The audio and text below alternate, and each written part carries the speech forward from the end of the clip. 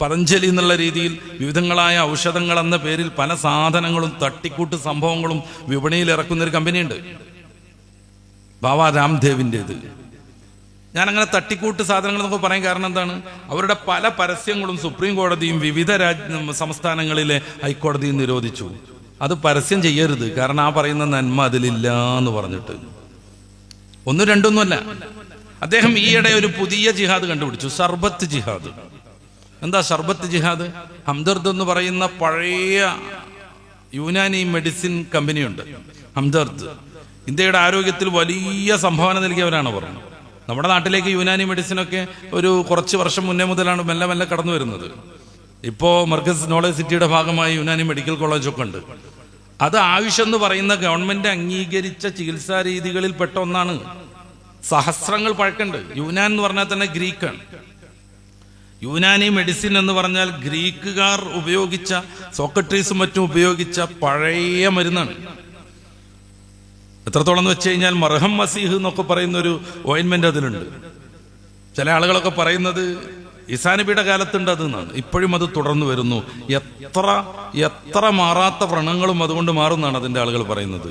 ഞാൻ അതുമായി ബന്ധപ്പെട്ട ഒരാളല്ല, അല്ലാഹു ആലം, എനിക്കറിയില്ല, വായിച്ച പരിചയം പറയാം. ഇത് നമ്മുടെ നാട്ടിലേക്ക് എത്തുകയും അവർ ഈ ഇന്ത്യക്ക് വലിയ സംഭാവന നൽകുകയും ചെയ്തിട്ടുണ്ട്. ഇപ്പൊ നമ്മൾ ഈ ഉത്തരേന്ത്യയിലേക്ക് പോവുക, മോഡേൺ മെഡിസിന്റെ മെഡിക്കൽ ഷോപ്പുകൾ വളരെ കുറവായിരിക്കും. വലിയ ടൗണുകളെ കുറിച്ചെല്ലാം പറയുന്നു, പ്രത്യേകിച്ച് പ്രാദേശിക ഭാഗങ്ങൾ, പ്രത്യേകിച്ച് മുസ്ലിം സൊസൈറ്റിയൊക്കെ കൂടുതലുള്ള ഭാഗങ്ങൾ. അവിടെ ലഭിക്കുക മൊത്തം ഈ യുനാനി മെഡിസിൻ ആയിരിക്കും. അതിൽ ഒട്ടുമിക്ക ഔഷധങ്ങളിലും കരിഞ്ജീരകം എന്ന് പറയുന്ന വലിയ ഔഷധവീര്യമുള്ള സാധനം ഉൾച്ചേരുന്നു. അതിന്റെ ഗുണം അവർക്ക് ലഭ്യമായി കൊണ്ടേയിരിക്കുന്നു. നമ്മൾ ആലോചിച്ച് നോക്കുക, ഈ ആയുർവേദം എന്ന് പറഞ്ഞ സംഭവം എന്താ? ആയുർവേദം എന്ന് പറഞ്ഞാൽ ആര്യന്മാരുടെ വൈദ്യമാണ്. ആര്യവൈദ്യം എന്നാണ് അതിന്റെ മറ്റൊരു പേര്. ശരിക്കും പറഞ്ഞാൽ ഒന്നാമത്തെ വേദമാവുന്ന ഋഗ്വേദത്തിന്റെ 4 ഉപവേദങ്ങളിൽ ഒന്നാണ് ആയുർവേദം. ഒരു മതപരമായ പശ്ചാത്തലം അതിന് ശരിക്കുണ്ട്. ആര്യന്മാർ ഇന്ത്യയിലേക്ക് കടന്നു വന്നവരാണ്. ചരിത്രപരമായി ഇന്ത്യയിലെ ആദ്യത്തെ അധിനിവേശക്കാർ ആര്യന്മാരാണ്. മെസോപ്പൊട്ടേമിയൻ മേഖലയിൽ നിന്നാണ് അവർ വന്നത്, ഇറാൻ ഇറാഖ് ഒക്കെ ഉള്ള മേഖലയിൽ. അതാണ് ആര്യൻസ്. അവർ ഹംഗറിയിൽ നിന്നാണ് വന്നതൊരു അഭിപ്രായമുണ്ട്. അത് വളരെ ദുർബലമായ അഭിപ്രായമാണ്. ഇനി ആ അഭിപ്രായത്തെ മാനിച്ചാൽ പോലും ഹംഗറിയിൽ നിന്ന് യൂറോപ്പിൽ നിന്നും കുറെ ടീം വന്നു. വേറൊരു വഴിയിലൂടെ കൂടുതൽ ആളുകൾ ഈ മെസോപ്പൊട്ടേമിയൻ മേഖലയിൽ നിന്ന് വന്നു എന്നതാണ് ചരിത്രമതം.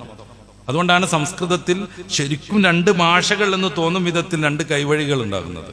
പരസ്പൈവതം, ആത്മനൈവതം എന്നൊക്കെയാണ് അതിന്റെ പേര്. അവിടെ വിസ്തരിക്കേണ്ട കാര്യമല്ല. ഗ്രാമർ ടോട്ടലി വ്യത്യാസമാണ്. സംസ്കൃതത്തിൽ തന്നെ 2 സാധനമുണ്ട്, 2 കൈവഴികളുണ്ട്. ഈ ഇത് വെച്ചിട്ടാണ് ചില പണ്ഡിതന്മാർ പറയുന്നത് യൂറോപ്പിൽ നിന്ന് കുറെ ആൾക്കാർ വന്നു, അവർ ദീർഘമായ സഞ്ചാരം നടത്തിയപ്പോൾ അവർ പോന്ന വഴിയിലുള്ള ഭാഷകളുടെ സ്വാധീനം സാൻസ്ക്രിറ്റിലുണ്ടായി. അപ്പൊ അതൊരു വേറെ ഭാഷ പോലെയായി. നേരെ മറിച്ച് ഈ മെസോപ്പൊട്ടേമിയൻ മേഖലയിൽ നിന്നും കുറെ ടീം വന്നു. അവർ സഞ്ചരിച്ച വഴിയിലുള്ള വിവിധ ഭാഷകളുടെ ആദാന പ്രദാനങ്ങൾ, കൊടുക്കലും വാങ്ങലും സംസ്കൃതത്തിലുണ്ടായി. അതുകൊണ്ട് സംസ്കൃതത്തിൽ ശരിക്കും 2 ഭാഷ എന്ന് തോന്നും വിധത്തിലുള്ള 2 രീതിയിലുള്ള ഗ്രാമറുണ്ട്. എവിടുന്ന് വന്നാലും ആദ്യമായി ഇന്ത്യയിലേക്ക് കടന്നു വന്ന അധിനിവേശക്കാരാണ് അവർ. പിന്നീട് വന്നവരാണ് മുഗളന്മാരൊക്കെ. അത് ചരിത്രത്തെ എങ്ങനെ കുളിപ്പിച്ച് നിർത്തിയാലും NCERT-യുടെ ഏത് സിലബസിൽ നിന്ന് ഈ കഥകളൊക്കെ വെട്ടിമാറ്റിയാലും അതല്ലാതാകുന്നില്ല. ഇന്ത്യയിലെ ആദിമ നിവാസികൾ സിന്ധു നദീ തട സംസ്കാരത്തിൽ ജീവിച്ചിരുന്ന ദ്രാവിഡന്മാരാണ്. അവരെ കീഴടക്കിയിട്ട് യുദ്ധം ചെയ്ത് നാടോടികളാകുന്ന ഈ ആര്യന്മാർ അധിനിവേശം നടത്തിയിട്ടാണ് ഇന്ത്യൻ ഇപ്പോൾ നമ്മൾ വായിച്ചുകൊണ്ടിരിക്കുന്ന പുരാണ സംസ്കൃതികളൊക്കെ രൂപപ്പെടുന്നത്. പുരാണങ്ങളിലൊക്കെയുള്ള കോട്ട ഭേദിക്കാനുള്ള പ്രാർത്ഥന, ഇന്ദ്രനോടുള്ള ഋഗ്വേദത്തിലെ പ്രാർത്ഥനയ്ക്കൊന്നും ഈ 1921 കാലഘട്ടങ്ങളിൽ ഈ സിന്ധു നദീതട സംസ്കാരത്തിൽ ഉത്ഖനനം നടത്തിയിട്ട് അവിടെയുള്ള ഒരു പ്രതാപം പൂർണ്ണമായ സംസ്കൃതിയെ കണ്ടെത്തുന്നതിന്റെ മുമ്പ് മറുപടിയില്ലായിരുന്നു. എന്താണ് കോട്ട? കോട്ടനെ ഭേദിക്കാൻ എന്തിനാ ഇന്ദ്രനോട് പ്രാർത്ഥിക്കണേ, സഹായം തേടുന്നേ? അവർക്ക് അതിനൊരു മറുപടി ഇല്ലായിരുന്നു. പക്ഷെ പിന്നീടാണ് ഇന്ത്യയിൽ സിന്ധു നദീ തട സംസ്കാരം, രവി നദി അതിന്റെ ഒരു ഉപനദിയായിരുന്നു, ഇന്നിപ്പതില്ല. സിന്ധു നദിയുടെ മിക്ക ഭാഗവും ഒന്ന് പാകിസ്ഥാനിലുമാണ്. അവിടെ ജീവിച്ചിരുന്ന വലിയൊരു സമൂഹം ഉണ്ടായിരുന്നു. അവർ സംസ്കാരചിത്തരായിരുന്നു. അവർക്ക് ടോയ്ലറ്റ് ഉണ്ടായിരുന്നു, പട്ടണങ്ങൾ ഉണ്ടായിരുന്നു, വേസ്റ്റ് പോകാനുള്ള മാർഗങ്ങൾ ഉണ്ടായിരുന്നു. അവർ നാടോടികളല്ലായിരുന്നു. ഈ ടീമിനെ തോൽപ്പിക്കാൻ വേണ്ടിയുള്ള അവരുടെ നേതാവാകുന്ന ഇന്ദ്രനോട് ആവശ്യപ്പെടുന്നതാണെന്ന് പിന്നീടാണ് മനസ്സിലാകുന്നത്. അപ്പൊ ഈ ഒന്നാമത്തെ വേദമാകുന്ന ഋഗ്വേദത്തിന്റെ ഉപവേദങ്ങളിൽപ്പെട്ട ഒന്നാണ് ആയുർവേദം. അതുകൊണ്ടാണ് അതിന് ആര്യവൈദ്യം എന്ന് പേര് വരുന്നത്. അതിന് അതിൻ്റെതായ സ്വാധീനമില്ലേ? ഉണ്ട്. ഫലങ്ങളില്ലേ? ഉണ്ട്. ഒരു തർക്കമില്ല, അതിന് അതിൻ്റെതായ ഫലങ്ങളുണ്ട്. അതുകൊണ്ടാണ് ഇന്ത്യൻ ഗവൺമെന്റ് ആയുഷ് എന്ന പേരിൽ ഈ സംഗതികളൊക്കെ അന്വേഷിച്ചൊരു പ്രത്യേകമായ വകുപ്പ് തന്നെ ഉണ്ടാക്കുന്നത്. നമ്മുടെ നാട്ടിലൊക്കെയുള്ള ചില തലതിരിഞ്ഞ യുക്തിവാദിക്കാരൊക്കെ ഉണ്ട്. അവർ പറയും ഇതിലൊന്നും യാതൊരു ഗുണമില്ല, അതൊക്കെ വെറും വേസ്റ്റുകളും ചവറുകളുമാണെന്നാണ് ഇവർ പറയുന്നത്. അവരുടെ ബുദ്ധിക്കുറവെന്ന് മാത്രമേ നമുക്ക് അതേക്കുറിച്ച് പറയാൻ പറ്റുള്ളൂ. സഹസ്രങ്ങൾ ഒരു സംസ്കാരം നിലനിൽക്കണം എന്നുണ്ടെങ്കിൽ അതിന് അതിൻ്റെതായ ഫലങ്ങൾ ഉണ്ടാവണം.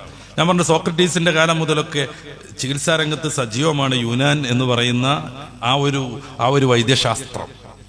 ആയുർവേദവും അവരും തമ്മിൽ ഈ അടിസ്ഥാന മൂലകങ്ങൾ 3 4 എന്നുള്ളതിലുള്ള ഒരു ചെറിയ തർക്കമാണ്. കാര്യങ്ങളൊക്കെ ഏകദേശം ഈ നമ്മുടെ ഭൂമിയിൽ നിന്ന് പദാർത്ഥം കിട്ടുന്ന വസ്തുക്കളൊക്കെ കൂട്ടിയിട്ടുണ്ടാകുന്ന ഏകദേശം സാമ്യമായ മെഡിസിനുകളാണ്. ഈ രംഗത്ത് ഏറെ സേവനം ചെയ്യുന്ന ഒരു ടീമാണ് ഹംദർദ് എന്ന് പറയുന്നത്. ഞാൻ ആ കമ്പനിയുടെ ആളുമല്ല. അവരുടെ ഒന്നാമനാകുന്ന ഹക്കീം എന്ന് പറയുന്ന ആ ഒരു വൈദ്യർ ഡൽഹിയിലെ കഠിനമായ ഉഷ്ണത്തിൽ നോമ്പെടുക്കുന്ന ആളുകൾക്ക് ക്ഷീണം വരാതിരിക്കാൻ വേണ്ടി ഏകദേശം 100ഓളം ഔഷധക്കൂട്ടുകൾ പ്രത്യേകമായ രീതിയിൽ സമാഹരിച്ചിട്ടാണ് റൂഹഫ്സ എന്ന പേരിലുള്ള ഒരു പാനീയം രൂപീകരിച്ചത്. അതിന് 100 കൊല്ലത്തിലേറെ പാരമ്പര്യമുണ്ട്. ഇത് വ്യാപകമായി വിറ്റുപോകുന്നൊരു സാധനം, വ്യാപകമായി. പിന്നീട് ഈ കമ്പനി രണ്ടായി. ഒരു വിഭാഗം പാകിസ്ഥാനിലേക്ക് പോയി, ഒരു വിഭാഗം ഇന്ത്യയിൽ തന്നെ തുടർന്നു. 2 ടീമും ഇപ്പോൾ റൂഹഫ്സ് അവരുടേതായിട്ട് ഇറക്കുന്നുണ്ട്. ഈ സാധനം കൊണ്ട് ഞാൻ നേരത്തെ പറഞ്ഞ കമ്പനിക്കാർ എന്തൊക്കെയോ സർബത്തുകൾ പുറത്തിറക്കിയിട്ടും അതൊന്നും ക്ലിക്കാകാതെ വന്നപ്പോ ഇതിനെയും വളരെ മനോഹരമായ ഒരു ജിഹാദിലേക്കാണ് ചേർക്കുകയാണ്. അതാണ് ഷർബത്ത് ജിഹാദ്. അതുകൊണ്ട് ആരും ഇത് ഉപയോഗിക്കരുത്. മനുഷ്യർ ഏറ്റവും സ്നേഹത്തോടെ പരസ്പര സൗഹൃദത്തോടെയും ജീവിക്കേണ്ടതാണ് നമ്മുടെ ഭാരതം. ഇതൊരു പൂന്തോട്ടാണ്. ഒരൊറ്റ പൂവല്ല ഇവിടെ വിരിയുന്നത്. ഒരു പൂവിന്റെ സൗരഭ്യം മാത്രമല്ല നമുക്ക് ആസ്വദിക്കാൻ പറ്റുന്നത്. നേരെ മറിച്ച് വ്യത്യസ്തങ്ങളായ ദർശനങ്ങളുണ്ട്. എത്ര ദർശനങ്ങൾക്ക് ഇവിടെ ഈ ഭാരതം ജന്മം നൽകി നമ്മൾ ആലോചിച്ച് നോക്കും. എത്ര ദർശനങ്ങൾക്ക്. അത് ഏതെങ്കിലും പരസ്പരം യോജിപ്പുള്ളതാണോ? ശ്രീബുദ്ധന്റെ ബൗദ്ധ ദർശനം അത് ഏതെങ്കിലും രീതിയിൽ ജൈന ദർശനമായിട്ട് യോജിപ്പുണ്ടോ? ഇല്ല. ബുദ്ധന്മാരെയും ജൈനന്മാരെയും ഒഴിവാക്കാനും നശിപ്പിക്കാനും വേണ്ടിയാണ് ശ്രീ ശങ്കരൻ അദ്വൈതം രൂപീകരിക്കുന്നത് എന്ന് ഔദ്യോഗിക പഠനങ്ങളുണ്ട്. എത്ര ഒന്നൊന്നുമില്ല, നിരവധി. ഞാനതിൽ ഇടപെടല്ല, എൻ്റെ അഭിപ്രായം പറയുമല്ല. ഇന്ത്യയിലെ അല്ലെങ്കിൽ ഭാരതത്തിലെ നാസ്തിക ദർശനങ്ങളെ കുറിച്ചുള്ള പഠനം നടത്തുന്ന ചില ആളുകൾ, വി.പി. ഉണിത്തിരിയെ പോലുള്ളവർ, ഈ ഇന്ത്യയിൽ ഉണ്ടായിരുന്ന ഷഡ്ദർശനങ്ങൾ എന്ന് പേരിൽ പറയുന്ന സാഖ്യം, ന്യായം പോലെയുള്ള മീമാംസം, ഇങ്ങനെയുള്ള ഈ ദർശനങ്ങളിൽ മിക്കതും നാസ്തികമാണെന്നാണ് വാദിക്കുന്നത്. എന്ന് വെച്ചാൽ ദൈവത്തെ നിഷേധിക്കുന്നത്, വേദങ്ങളെ നിഷേധിക്കുന്നത്. ഇന്ത്യയിൽ തന്നെയുള്ള ഏറ്റവും പ്രധാനപ്പെട്ട ദർശനമാണ് നമ്മുടെ കാലടിയിൽ പിറന്ന ശ്രീശങ്കരൻ ഡെവലപ്പ് ചെയ്ത. അദ്ദേഹമല്ല അതിന്റെ ഉപജ്ഞാതാവ്. പലരും അങ്ങനെ തെറ്റിദ്ധരിച്ചിട്ടുണ്ട്. അദ്ദേഹത്തിന്റെ ഉസ്താദിന്റെ ഉസ്താദാവുന്ന നാരായണൻ എന്ന് പറയുന്ന മഹർഷിയാണ് അദ്വൈതത്തിന്റെ ആൾ. പിന്നീട് ഇദ്ദേഹം പ്രമാണങ്ങളൊക്കെ ചേർത്ത് അതേപ്രകാരം ഈ ഭഗവത്ഗീതയും പിന്നെ ദശോപനിഷത്തും ഒക്കെ ചേരുന്ന ഒരു സംഗതി ഉണ്ട്. പ്രസ്ഥാനത്രയം എന്നാണ് അതിന് പറയുന്നത്. പ്രസ്ഥാനത്രയം. ഒന്ന് ഭഗവത്ഗീത, പിന്നെ 10 ഉപനിഷത്തുക്കൾ, പിന്നെ ബ്രഹ്മസൂത്രം. ഈ സംഗതികൾ 3 ചേർത്ത് അല്ലെങ്കിൽ 12 ചേർത്ത്, ഒന്ന് 10 പിന്നെ 1 2 12 അങ്ങനെ പരിഗണിക്കാം. അതല്ലെങ്കിൽ 3 ഭഗവത്ഗീത, ബ്രഹ്മസൂത്രം, ദശോപനിഷത്ത്, ഇത് ചേർത്തിട്ട് ഈ അദ്വൈതത്തെ ഡെവലപ്പ് ചെയ്യുകയും പ്രമാണവൽക്കരിക്കുകയും ചെയ്ത ആളാണ് ശ്രീശങ്കരൻ. പിന്നീട് അയാളിലേക്ക് ചേർത്ത് അറിയപ്പെടുന്നു. ഈ സംഭവം ബൗദ്ധന്മാരും ജൈനന്മാരും പ്രാദേശികമാകുന്ന ജനങ്ങളെ മൊത്തം സ്വാധീനിച്ച് ബുദ്ധരും ജൈനരുമാക്കുന്നതിനെതിരെ ഏകദേശം ബൗദ്ധ ദർശനത്തിൽ നിന്ന് കുറെ സംഗതികളൊക്കെ അങ്ങോട്ട് എടുത്തിട്ടാണ് രൂപീകരിക്കപ്പെടുന്നത്. ഇതിനെ വിമർശിച്ചുകൊണ്ട് ഹൈന്ദവ ദർശനങ്ങൾക്കിടയിൽ തന്നെ 5 ദർശനങ്ങളുണ്ട്. ഇതൊന്നും പരസ്പരം യോജിപ്പുള്ളതല്ല. ഏകശിലാത്മകമാവണം ഭാരതം എന്ന് പറയുമ്പോൾ ഇതൊക്കെ മാറ്റിവെക്കണം നമ്മൾ. ഇത് ഏതെങ്കിലും ഒരു ന്യൂനപക്ഷ വിഭാഗങ്ങളിൽ തീരുന്ന കേസല്ല. അവരുടെ ഫുഡ്, അവരുടെ ഭാഷ, അവരുടെ സംസ്കാരം, അവരുടെ ഡ്രസ്സ്, അവരുടെ ഗ്രന്ഥം, അവരുടെ വിശ്വാസം എല്ലാം വിഭാടനം ചെയ്യണമെന്ന് പറയുമ്പോൾ ഇത് അവസാനിക്കില്ല.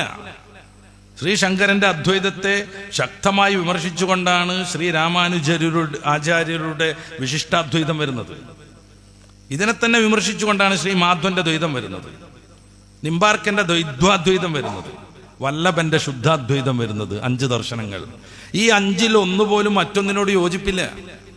എത്രത്തോളം പ്രമാണങ്ങളിൽ പോലും തർക്കങ്ങളാണ്. തത്വമസി എന്നതിന് ശ്രീശങ്കരൻ അർത്ഥം വെക്കുക നീയും ബ്രഹ്മാവിന്റെ ഭാഗമാണ്, നീയും ബ്രഹ്മത്തിന്റെ ഭാഗമാണ്, നീയും ദൈവത്തിന്റെ ഭാഗമാണ് എന്നാണ്.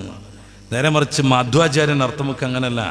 തത്വം പ്ലസ് അസി, നീ ആകുന്നു എന്നല്ല, അതിൻ്റെ ഇടയിൽ പ്രശ്ലേഷ ചിഹ്നമാകുന്ന ഈ നിഷേധത്തെ കുറിക്കുന്ന ഒരു ആ ഉണ്ട് എന്നാണ് അദ്ദേഹം പറയാം. വിശദീകരിക്കാം. നീതി എന്ന് പറഞ്ഞാൽ എന്താ? നീതി തന്നെ. അനീതി പറഞ്ഞാലോ നീതിക്കെതിരെ. ഈ ആ സത്യം എന്ന് പറഞ്ഞാൽ എന്താണ്? സത്യം. അസത്യം എന്ന് പറഞ്ഞാലോ കളവ്. ഈ ആ അതതിൻ്റെ ഉള്ളിലുണ്ട് എന്നാണ് പറയണത്. അങ്ങനെ വരുമ്പോ നീയും അത് തന്നെ എന്നല്ല, നീ അതല്ല എന്നാണ് വരിക. നീയും അത് തന്നെ എന്നല്ല, നീ അതല്ല എന്നാണ് വരിക. അഹം ബ്രഹ്മാസ്മി, ഞാൻ ബ്രഹ്മത്തിന്റെ ഭാഗമാണ്, അല്ല എന്നാണ് വരിക. ഒരു അതിൻ്റെ ഉള്ളിൽ പ്രശ്ലേഷ ചിഹ്നം അതിൻ്റെ ഉള്ളിൽ കയറി വരികയാണ്. ഈ 5 ദർശനങ്ങളിൽ ഒന്നുപോലും മറ്റൊന്നിനോട് യോജിപ്പില്ല. പിന്നെ എങ്ങനെയാണ് ഏകശിലാത്മകമായി ഭാരതത്തെ സൃഷ്ടിക്കാൻ പറ്റുക?